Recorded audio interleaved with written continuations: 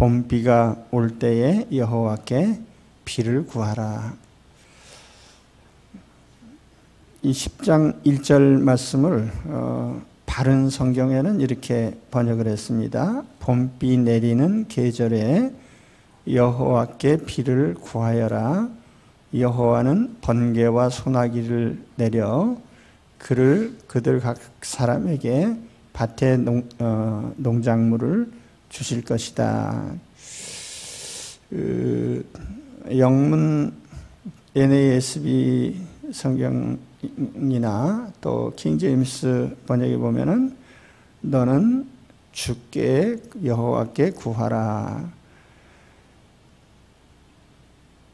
늦은 비가 내리는 때에, 그러면 주께서 빛나는 구름을 만드시고 그들에게 소낙비를 내려 주실 것이다. 모든 자들에게, 또 들에, 이런 여긴 채소라고 번역했는데요. grass in the field라고 했습니다.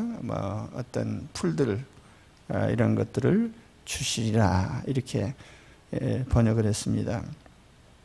이제 3월, 4월, 5월은 이제 우리가 사계절이 분명한 우리나라의 축복받은 땅인데요.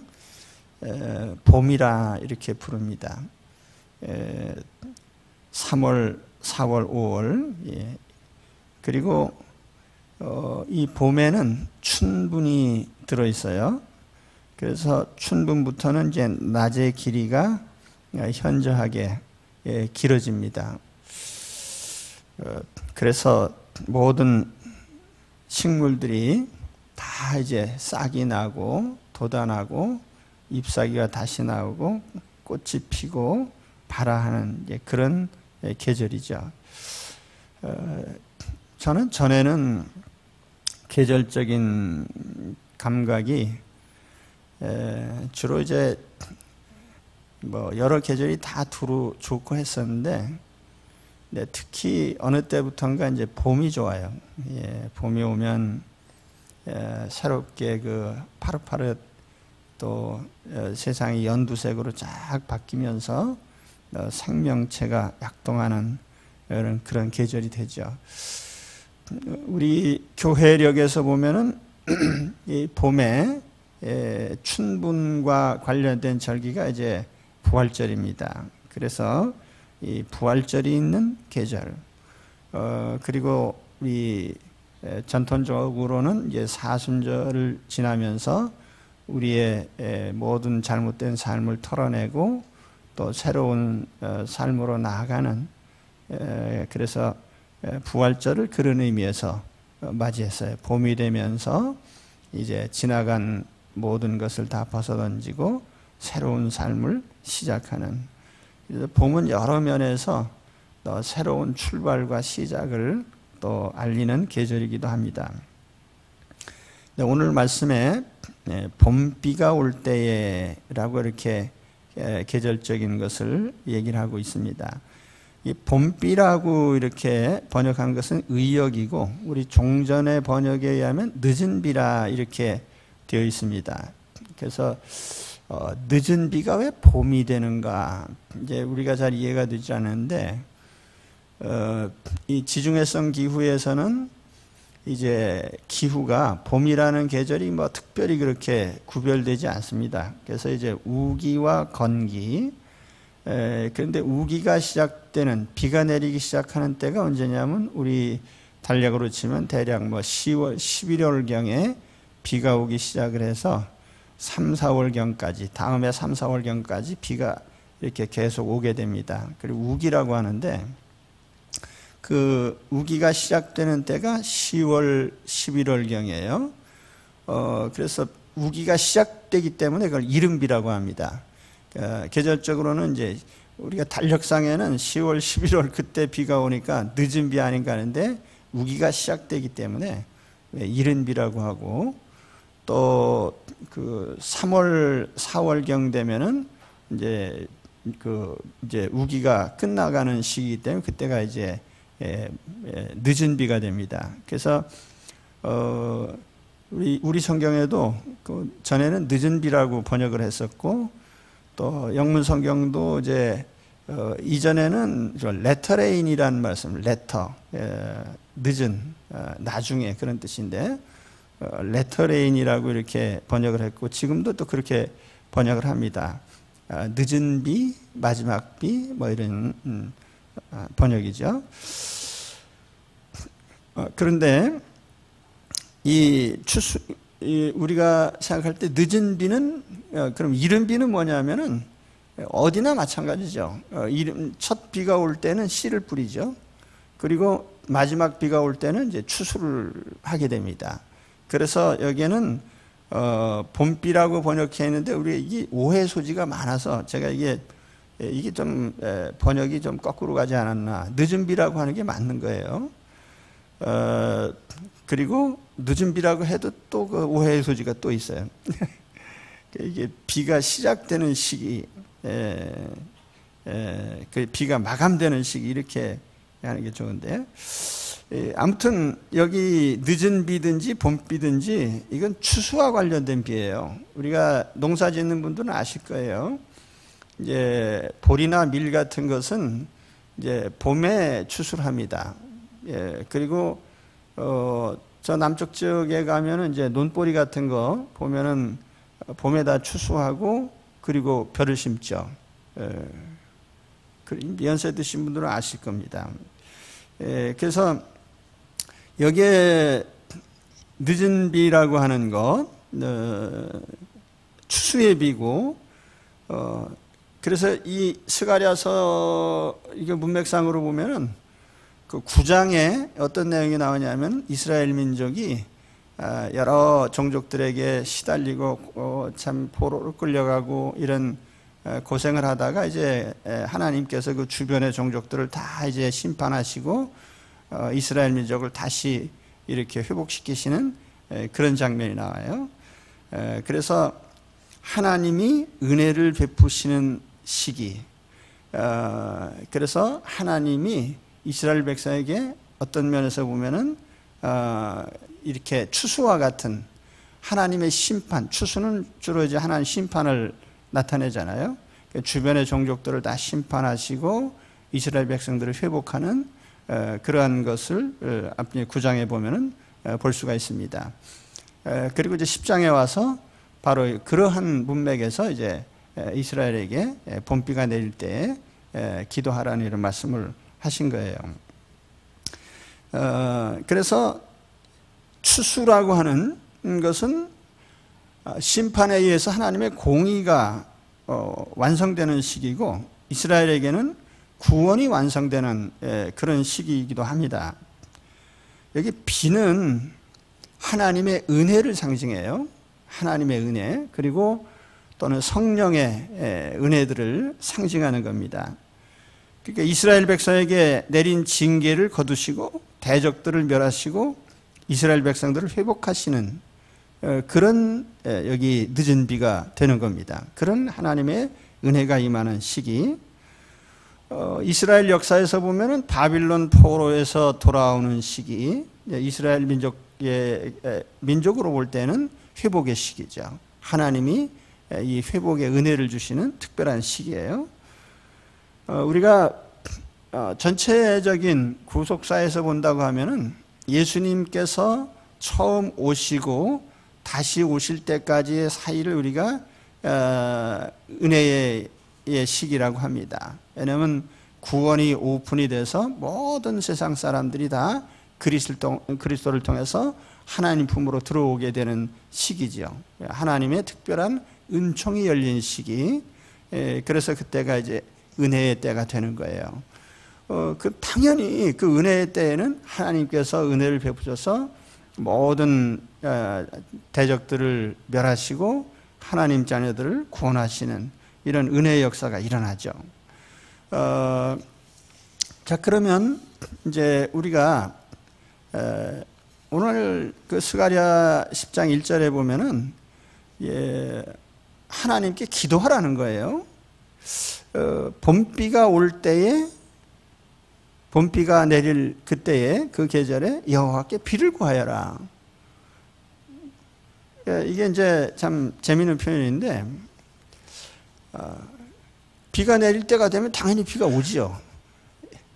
봄비가 내릴 때가 되면 봄비가 온단 말이에요.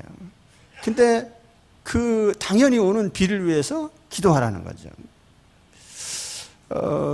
그래서 저는 그게 상당히 의미가 있다고 생각을 합니다. 우리가 보통 기도하라고 하면은 뭐 특별히 애로사항이 있고 어려운 문제에 부딪히고 또 어떤 뭐 병이 들고 사고가 나고 뭐 일이 막히고 그럴 때 우리가 주로 이제 기도하는 걸로 생각하는데 그거 아니에요. 당연히 하나님이 반복되는 일들 있잖아요, 우리가. 그거 다 하나님께서 거저되는 일은 없어요. 우리가 볼 때는 다 뭐 반복이 되고 그냥 저절로 되는 것 같지만 이게 다 하나님 섭리입니다. 그렇기 때문에 우리는 반복되는 일이라고 해서 거저되는 것이 아니기에 항상 그 하나님의 섭리 아래 살면서 하나님께 기도를 해야 되는 거예요. 봄비 올 때가 됐다고 해서 가만히 있어도 봄비가 오는 게 아니고 그 계속적으로 그런 은혜를 베푸신 하나님께 그 봄비를 위해서 또 기도하는 거예요. 그죠? 계절이 변화되는 거 반복됩니다. 밤과 낮이 반복되고 또 우리가 인생사를 보면은 어린아이들이 태어나면 자라고 또 성장하고 어른이 되고 뭐 저절로 다 되는 것 같아, 모든 게. 우리 일상적인 일들도 마찬가지고. 그러나 그것이 다 저절로 된 건 아니에요. 하나님의 섭리 가운데 된 거죠. 그럴 때 우리가 하나님께 이러한 것들을 위해서 항상 기도해야 됩니다. 우리는 어쩌다 발생하는 기적 때문에 사는 사람들이 아니고 일상 베푸신 하나님의 은총에 의해서 사는 사람들이에요.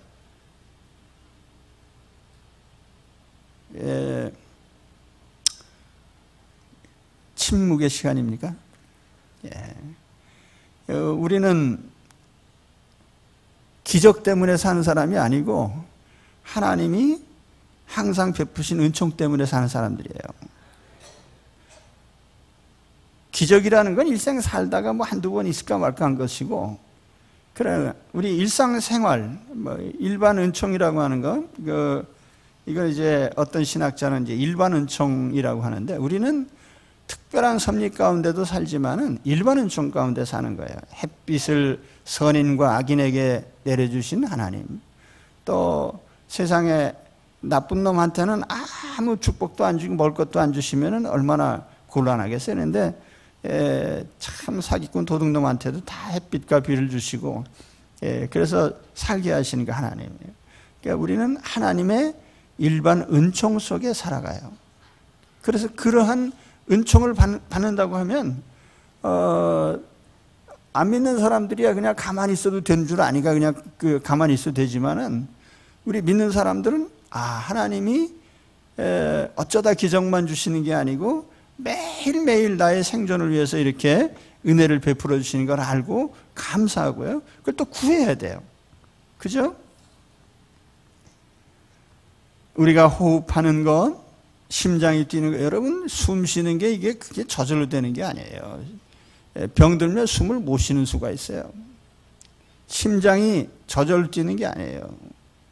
심장이 멎으면 죽는 겁니다. 혈액이 순환이 되고 우리 몸에 피가 흐르고 백혈구가 또 이 병균들을 몰아내고 피부가 생성이 되고 머리털이 자라고요. 음식물이 섭취되고 소화가 되고, 우리가 이 활동하는 모든 내 신체가 움직이는 이런 모든 것이 다 하나님의 섭리 가운데 되는 거예요. 하나님이 그렇게 생존하도록 도와주시기 때문에 가능한 겁니다. 반복되는 모든 것이 다 하나님 섭리 아래에 있어요. 그렇기 때문에 우리는 항상 기도해야 됩니다. 이 하나님 봄이 왔습니다. 정말 감사합니다. 새싹들이 돋아나고 생명체가 솟아나는 것이 감사합니다. 하나님 이 봄에 내 몸과 마음도 새로운 생명으로 솟아나게 하옵소서. 그러니까 하나님 앞에 우리가 항상 기도해야 돼요.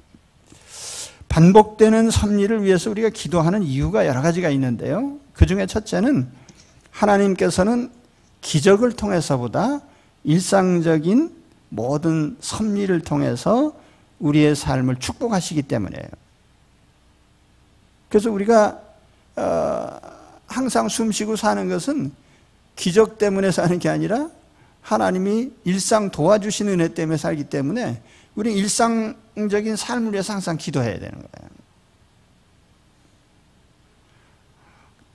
두 번째는 우리는 기적을 통해서만 하나님께 감사하고 영광 돌리지 않고 일상을 통해서 항상 감사와 영광을 돌려야 됩니다. 왜냐하면 행복한 순간이라고 하는 것은 기적이 일어났을 때가 아니에요. 내가 살아 숨 쉴 때가 행복의 순간이에요. 예, 반대하십니까? 예. 행복한 순간은 기적이 일어났을 때가 아니고 살아 숨 쉴 때예요. 그러면 그렇다고 하셔야지. 제가 20대 초반에 죽음에 가까이 이르렀었는데요. 그래서 집에 누워서 딱 밖에서 무슨 소리가 들리냐면 아이들이 막 뛰어노는 소리가 들려요. 야, 너희는 행복하겠다. 나는 곧 간다. 아이들의 그 왁자지껄한 소리가 그렇게 행복하게 들려오는 거죠. 부럽게 다가오고. 아, 너희는 살아서 움직이고 있구나. 살아 움직이는 게 얼마나 행복한지 아셔야 돼요. 살아서 말짱하게 움직이면서 행복을 못 느끼는 그게 참 비참한 거예요. 우리가 행복이라고 하는 것이 무슨 뭐 떼돈을 갑자기 벌었을 때라든지 그런 행복감은요 잠깐이에요.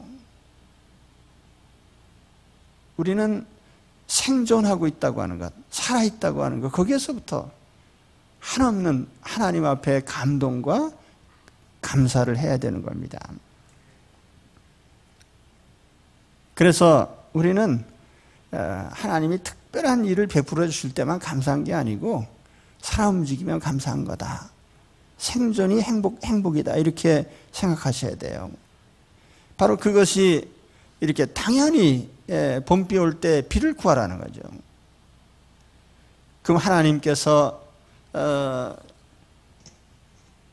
비를 내리게 하시는데요. 여기 표현이 그래요. 그 영문성에 보면 그렇게 번역을 했습니다. 주께서 빛나는 구름을 만드시고, 근데 이제 종전에 여기 빛나는이라는 말을 번개라고 번역하는 경우도 있습니다. 하나님이 번개를 만드시고 비를 만드셔서 구름을 만들어야 비가 오잖아요. 근데 하나님께서 구름을 생성하게 하시고 거기서 비가 내리도록 이렇게 만드신다는 거예요. 삶의 구체적인 그런 모습들을.